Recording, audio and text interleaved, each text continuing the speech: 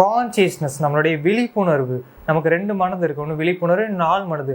அப்போ conscious மைண்டையும் subconscious மைண்டையும் இந்த super conscious mind அப்படின்றத அனலைஸ் பண்ணி நம்ம என்ன தாட்ஸ், என்ன ஃபீலிங்ஸ், என்ன பிலீவ், நம்மளோட இன்னர் வேர்ல்டை அனலைஸ் பண்ணி கேல்குலேட் பண்ணி அதுக்கு மேட்ச் ஆகக்கூடிய விஷயத்த, பீப்புள், சுச்சுவேஷன், திங், என்விரான்மெண்ட், இது எல்லாத்தையும் நம்மளோட லைஃப்பில் அந்த சூப்பர் கான்சியஸ் மைண்ட், யூனிவர்ஸ் நமக்கு கொடுத்துக்கிட்டு இருக்காங்க. அப்போ நான் வேற ஒன்று நினச்சேன், எனக்கு வேற ஒன்று நடந்திருக்கு அப்படின்னு நம்மளால சொல்ல முடியாது. ஏன்னா நம்மளோட எண்ணங்களையும் உணர்வுகளையும் அனலைஸ் பண்ணி தான் இந்த சூப்பர் கான்சியஸ் மைண்ட் நமக்கு ஒன்று கொடுத்துக்கிட்டு இருக்காங்க. நான் அந்த பைக் ஆக்சிடெண்ட்டை பற்றி நான் நினைக்கவே இல்லையே, எனக்கு உடம்பு சரியில்லாமல் போகணும்னு நான் நினைக்கவே இல்லையே, ஆனால் எனக்கு ஏன் இது நடந்தது?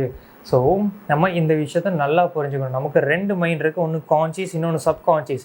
இந்த சப்கான்சியஸ் அப்படின்னு நம்ம எடுத்துக்கிட்டோம்னா அது ஒரு பெரிய கடல். அந்த சப்கான்சியஸ் மைண்டுக்குள்ளே ஏகப்பட்ட விஷயம் நம்ம பாசிட்டிவாகவும் சரி, நெகட்டிவாகவும் சரி, நியூட்ரலாகவும் சரி நம்ம ஒரு ப்ரோக்ராம் பண்ணி வச்சுருக்கோம். இப்போ நமக்கு அனலைஸ் பண்ணி பார்க்கக்கூடிய ஒரு மைண்டுன்னு இருக்குது. ஆனால்